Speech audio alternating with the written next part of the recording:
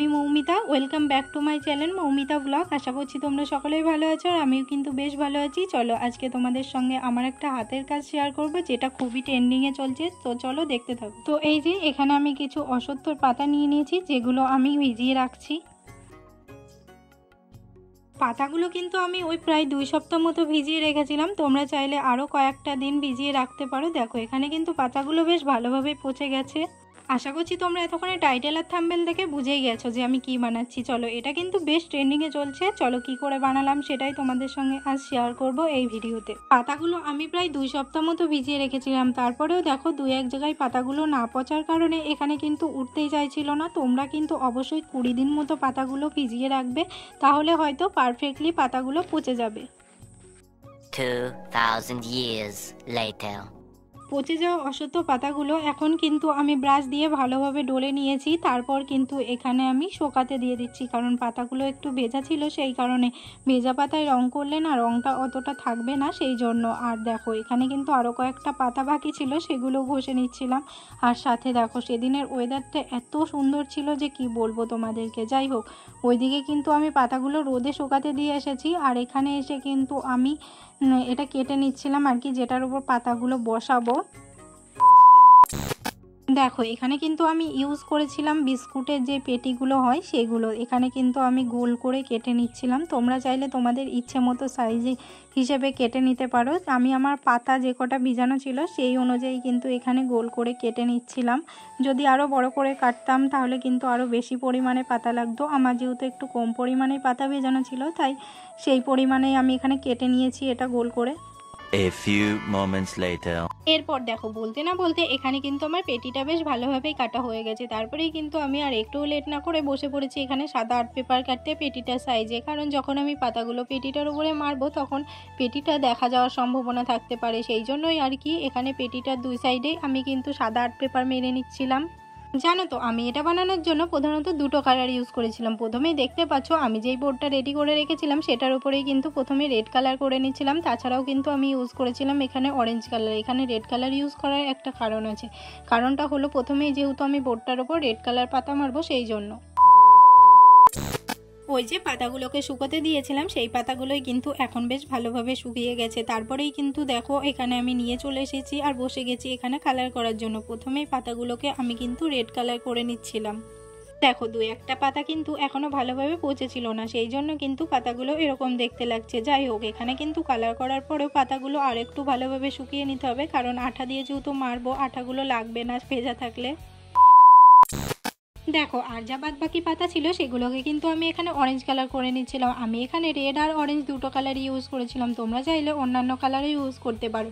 আর দেখো এখানে কিন্তু যেগুলোকে আমি অরেঞ্জ কালার করছিলাম সেইগুলো কিন্তু ভালোভাবে পচেনি, সেই জন্য কিন্তু দেখতে এরকমটা লাগছিল। দেখো এখানে কিন্তু বলতে না বলতে আমার সব পাতাগুলোই বেশ ভালোভাবে কালার করা হয়ে গেছে। এখানে কিন্তু আমি 2 রকমের পাতায় এখন ভালোভাবে শুকিয়ে নিয়েছি। এরপর দেখতেই পাচ্ছ এখানে যে কার্ডবোর্ডটা আমি রেডি করে রেখেছিলাম সেটাও কিন্তু এখানে বেশ ভালোভাবে শুকিয়ে নিয়েছি।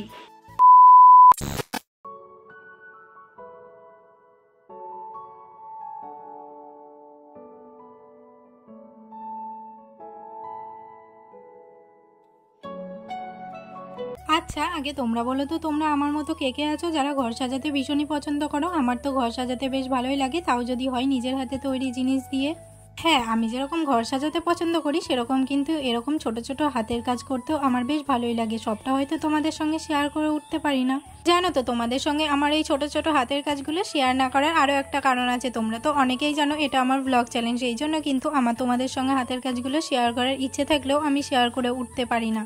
যেহেতু এটা আমার ব্লগ চ্যানেল সেই জন্য কিন্তু আমি এই ধরনের টিউটোরিয়াল ভিডিও খুব কমই পোস্ট করি আমার চ্যানেলে। এটা যেহেতু আমার খুব ভালো লেগেছিল সেই জন্য ভাবলাম চলো তোমাদের সঙ্গেও শেয়ার করা যাক। যাই হোক এদিকে দেখতেই পাচ্ছ আমার কিন্তু প্রায় হাফ কাজ কমপ্লিট হয়ে গেছে, আর বাকি আছে কিছু কাজ মাত্র, তারপরেই কিন্তু এটা ফুল রেডি হয়ে যাবে। এখানে তো আমি প্রথমে রেড কালার পাতাগুলো মেরে নিয়েছিলাম, তারপরে যে অরেঞ্জ কালার পাতাগুলো ছিল সেগুলো একে একে সব মেরে নিচ্ছিলাম। আশা করছি তোমরা বুঝতে পারছো আমি ঠিক এটা কিভাবে বানাচ্ছিলাম। আসলে কি বলতো সেই সময় না আমার ক্যামেরা ধরে নেওয়ার মতো কেউই ছিল না, সেই জন্যই কিন্তু আমি তোমাদেরকে এটা ঠিকঠাকভাবে দেখাতে পারছি না।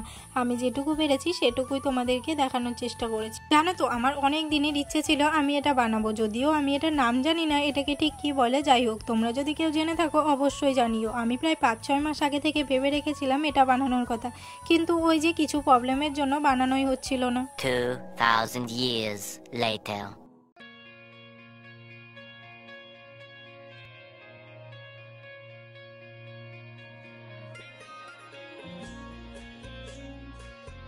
এটা বানানোর পর আমি আমার চ্যানেলে একটা শর্ট ভিডিও পোস্ট করেছিলাম, সেখানেই আমাকে একজন কমেন্ট করে বলেছে সে নাকি এটা অনেকবার বানানোর চেষ্টা করেছে কিন্তু সে নাকি বানাতে পারেনি। জানো তো এটা যেহেতু আমিও প্রথমবার বানালাম, সেই জন্য কিন্তু আমিও প্রথম একটু ভয়ে ছিলাম যে এটা বানানো হয়তো খুবই ঝামেলা হবে, কিন্তু না, পরে দেখলাম এটা বানানো একদমই ইজি। আমার মাত্র একদিনের মধ্যে এটা কমপ্লিট হয়ে গিয়েছিল। আমার কাছে যে পরিমাণ পুঁতি ছিল তার থেকেও একটু বেশি পরিমাণে পুঁতি লেগেছিল, সেই কারণে আমার কিন্তু 2 দিন মতো টাইম লেগেছে।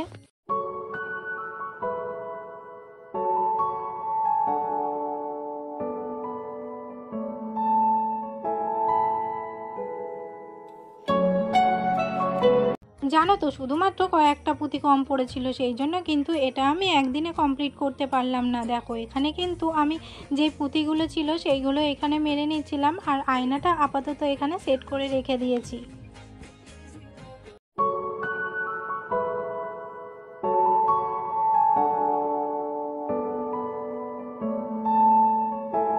এই দেখো শুধুমাত্র কয়েকটা পুঁতি কম পড়েছিল, সেই জন্য কিন্তু এটা আমাকে প্রথম দিন হাফ রেডি করে রেখে দিতে হয়েছিল, আর হাফ রেডি করার পরেও বেশ ভালোই লাগছিল দেখতে। এখন তোমরা জানাবে তোমাদের কাছে এটা দেখতে এখন কেমন লাগছে।